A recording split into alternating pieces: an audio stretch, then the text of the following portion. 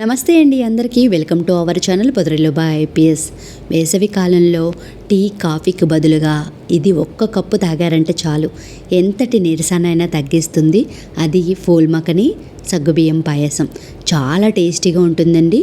పొట్ట కూడా చాలా లైట్గా ఉంటుంది. తప్పకుండా ట్రై చేయండి. ముందుగా ఒక కప్పు సగ్గుబియ్యాన్ని అరగంట ముందు నానపెట్టుకోవాలి.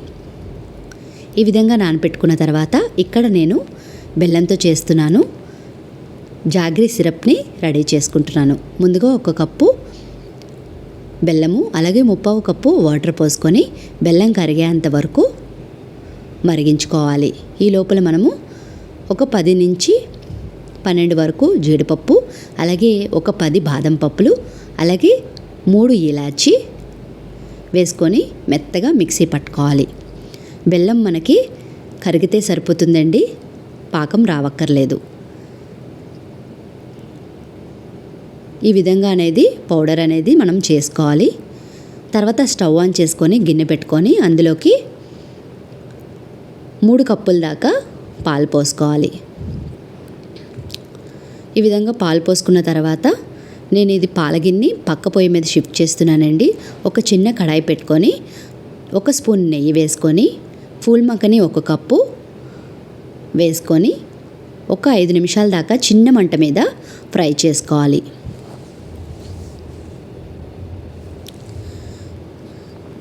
ఈ విధంగా ఫ్రై చేసుకున్న తర్వాత ఈ ఫూల్ మఖని అనేది ఒక ప్లేట్లోకి తీసుకోవాలి.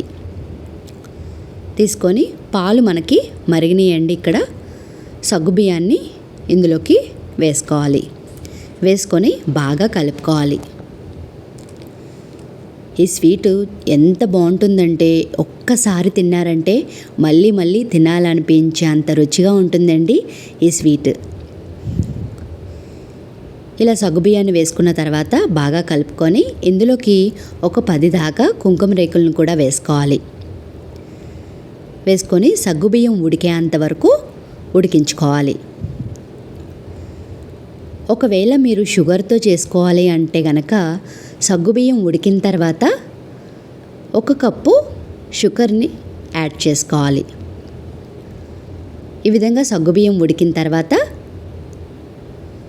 ఇందులోకి మనం ముందుగా పౌడర్ చేసుకున్న జీడిపప్పు, బాదం పప్పు, ఇలాచీని వేసుకుంటూ ఈ విధంగా కలుపుకోవాలి. ఉండలు లేకుండా కలుపుకోవాలి. లేదు అంటే కనుక ఈ పౌడర్లోనే కొన్ని వాటర్ వేసుకొని పేస్ట్లా చేసుకొని కూడా వేసుకోవచ్చు.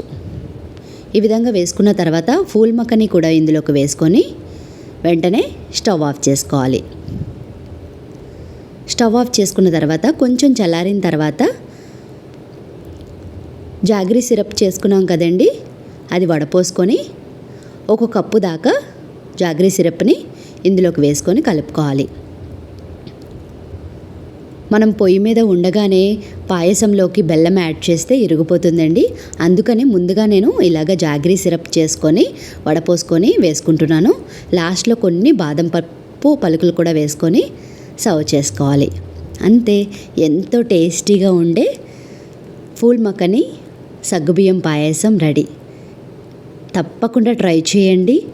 వేసవికాలంలో ది బెస్ట్ స్వీట్ అని చెప్పుకోవచ్చు. Please like, share and subscribe.